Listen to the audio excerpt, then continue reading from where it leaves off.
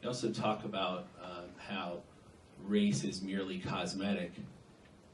Aren't you insulting all the intelligent people here and the 80% of African Americans who are Democrats by claiming that the current Democratic Party has anything to do with that Dixiecrat party from 50 years ago that was trying to stop them from voting? Aren't you conflating the word Democrat with progressive?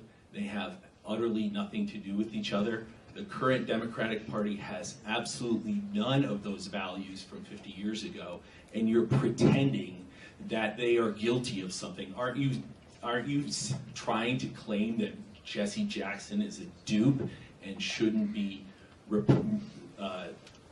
supporting the Democratic Party because Abraham Lincoln was a Republican and freed the slaves?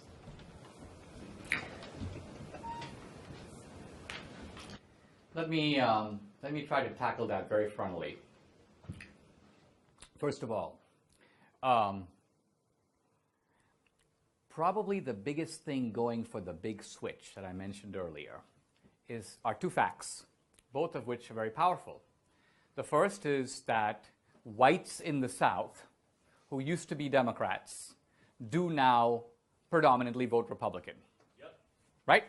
Fact number two is that blacks who used to vote Republican now vote overwhelmingly Democratic. Yep. And operating on the assumption, which I think is reasonable, that people understand where their own interests lie, it would certainly be right that blacks currently see their identification and their interest in the Democratic Party. Now, here are two interesting questions to ask. Number one, when did blacks switch from being Republicans to being Democrats?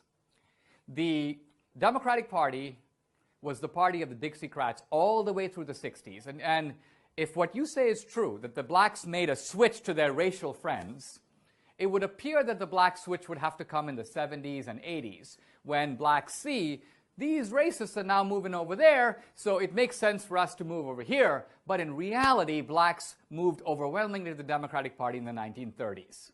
The black vote went from about 15% Democratic to about 70% Democratic within 4 years. The places they could vote. That's right, but which was the North. Also in the Jackie Robinson was a Republican for darn good reason. That's absolutely right. But here's what I'm getting at. Wouldn't be today. Well, we can debate Jackie Robinson because it's always difficult to know what dead people would say. If Martin Luther King were alive today, Martin Luther King isn't alive today. Okay, but here's the point I'm getting at. The reason that blacks switched from the Republican Party to the Democratic Party had everything to do with the benefits of the New Deal and nothing to do with racism. In fact, yes, and in the South, too, blacks switched to the Democratic Party. It's not that blacks couldn't vote in the South. It's that there were all kinds of barriers to black voting. Under FDR, there was blacks couldn't vote in the South at all. No blacks voted in the South. Very, very few. How many? How many? I don't know. Okay. I thought so.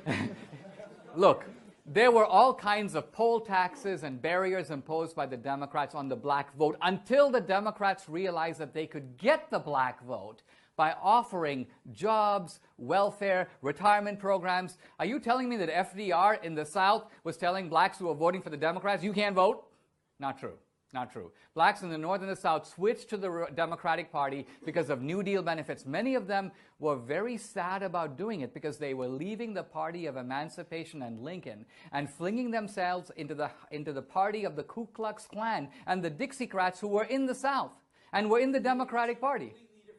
Exactly. So what I'm saying is it was a Faustian bargain in which you get economic benefits and at the same time you're in bed with the racists and you're on your own team.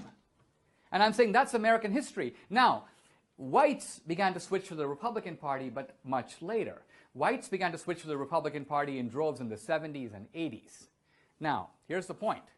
If you look at racial opinion in the South, and there's a voluminous body of data on this, as racism in the South dramatically declines, the Southern identification with the Republican Party begins to increase. There's an opposite track. Racism is declining in the South, and whites begin to move to the Republican Party. In fact, two scholars who've written a book about this trace that the least racist Southerners all became Republicans. That the racist, the poor white racist Democrat never became a Republican. He was a dug-in Democrat to the end of his days. So the Democratic Party remained the party of racism. And as the South became less agrarian, more prosperous, industry came to the South, the post-industrial society, the Republican appeal of equal opportunity, free markets, prosperity, appealed to Southerners. And that's why they... So what I'm getting at is that the progressives have sold the South on a guilt trip. Even this whole thing about, you know, the Civil War was really about slavery and the South did slavery. Wait a minute. Again, the Northern Democrats protected slavery. The Civil War, the fight over slavery was between the Democratic Party, North and South, that protected it, and the Republican Party, which only was in the North, that opposed it. That's what that fight was about. It wasn't just... The North-South thing is now a disguise to hide the responsibility of a major political party that was the party of slavery for 100 years. True or false? Quite frankly, I was a little intimidated to even debate Jesse Jackson at all because I had seen the man perform, you know, he's a terrific speaker. He has unbelievable facility in the use of iambic pentameter. He speaks in rhymes. I may be well dressed, but I'm still oppressed. I felt kind of intimidated. But nevertheless, we got up there and we got into this debate about America. And I realized that this was a debate about our own experience. We were both talking about the way America looked to us. Now, the weird thing about it is that if I were to hold my hand up alongside his, our skin color is almost exactly the same. And yet, as we were speaking, as we were debating, I realized that we have two totally different perspectives on America. I began by saying to him, I said, Reverend Jackson, look, I don't deny that racism is real, and in a big country like America, if you look hard enough, you're going to find examples of it. I said, but show me a racism today that is strong enough to keep you or me or your kids or my daughter from achieving the American dream. Where is that kind of racism? Show it to me. Very interestingly, he replied by saying, Dinesh, I can't show it to you, but that doesn't mean anything because the racism that I'm talking about is no longer overt. It is in fact now covert. It's hidden racism. And in fact, the racism has kind of gone underground. And yet, it operates no less powerfully to keep those of us who are persons of color from achieving our American dream. Invisible racism. And as I listened to this, and I'm sitting down, and initially I thought that this was a little bit deranged. But I then began to ask myself, I think, a more interesting question. Why is it that the two of us, who look, you might say, the same, why do we see America so differently? Why is it the case? It's like two of us are sitting at a restaurant and we see an accident. It's the same fact on the ground, and yet we give two completely different and, in fact, contradictory accounts of it. How is that actually possible? And then I realized, as I thought about that what actually seemed to be going on is something a little deeper. That in fact, what was really happening is that Jesse Jackson and I were reflecting two completely different perspectives. I'm going to call it, on the one hand, the immigrant perspective, and on the other hand, the perspective of an indigenous minority who has been in this country for a long time. Now, what is the immigrant perspective? Well, the immigrant perspective is, the immigrant is a guy who has actually lived in another country. He's actually a product of another world. And so the immigrant is in a position to compare America to some other existing society. The immigrant is naturally, you might say, someone who is going to engage in this kind of actual comparison. I realized in debating Jesse Jackson that he was not actually comparing America to anything. He wasn't saying that things are really bad in America, but they're much better someplace else. In fact, if there was a standard of comparison that he was using, you'd have to call it utopia or the Garden of Eden. And basically his point was that comparing America to the Garden of Eden, perfection, America falls short. The immigrant, on the other hand, using a comparative or historical standard, was actually talking about other existing societies, other real countries and real ways of life. And so this appeared to be part of the reason why the two of us were seeing America so differently.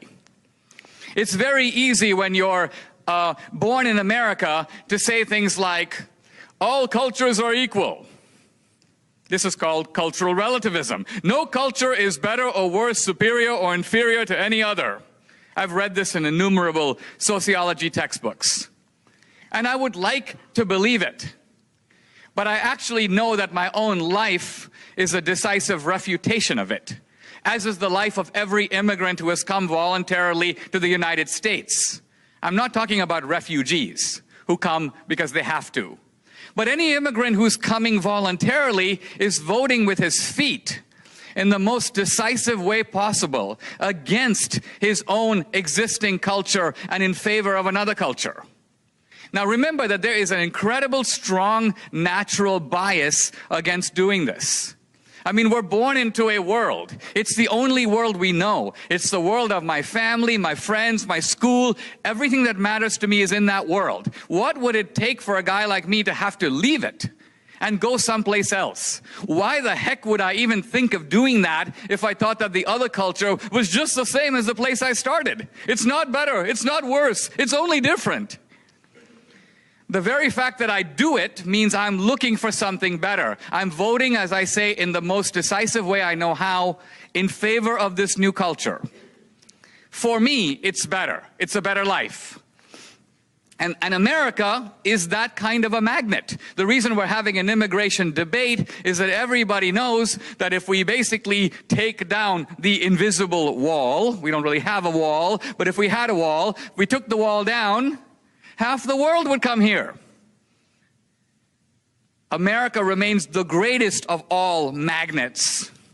And that means it actually has a legitimate claim, not based on some chauvinistic proclamation, but based on the actual experience of human beings on planet Earth. It has a claim to being some kind of an exceptional society. American exceptionalism.